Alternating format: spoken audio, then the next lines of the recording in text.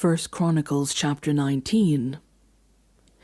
In the course of time, Nahash, king of the Ammonites, died, and his son succeeded him as king. David thought, I will show kindness to Hanun, son of Nahash, because his father showed kindness to me. So David sent a delegation to express his sympathy to Hanun concerning his father.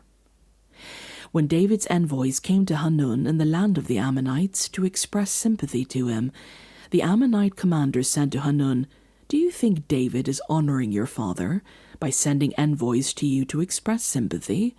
Haven't his envoys come to you only to explore and spy out the country and overthrow it?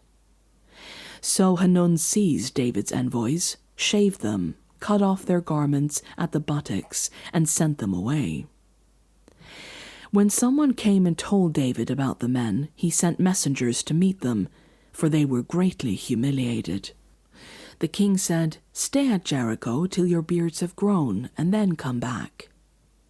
When the Ammonites realized that they had become obnoxious to David, Hanun and the Ammonites sent 1,000 talents of silver to hire chariots and charioteers from Aram Naharaim, Aram Maacah, and Zobah.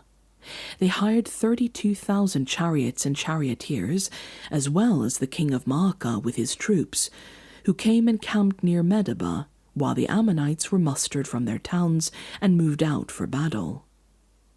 On hearing this, David sent Joab out with the entire army of fighting men.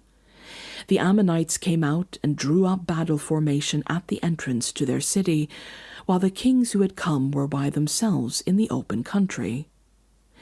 Joab saw that there were battle lines in front of him and behind him, so he selected some of the best troops in Israel and deployed them against the Arameans. He put the rest of the men under the command of Abishai, his brother, and they were deployed against the Ammonites.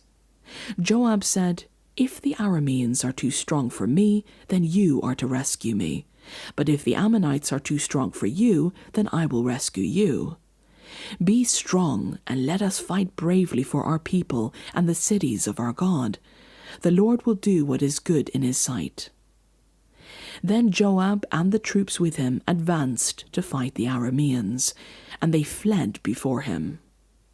When the Ammonites realized that the Arameans were fleeing, they too fled before his brother Abishai and went inside the city. So Joab went back to Jerusalem. After the Arameans saw that they had been routed by Israel, they sent messengers and had Arameans brought from beyond the Euphrates River, with Shophak, the commander of Hadadezer's army, leading them. When David was told of this, he gathered all Israel and crossed the Jordan. He advanced against them and formed his battle lines opposite them.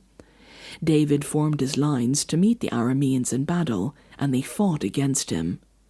But they fled before Israel, and David killed 7,000 of their charioteers and 40,000 of their foot soldiers. He also killed Shophak, the commander of their army.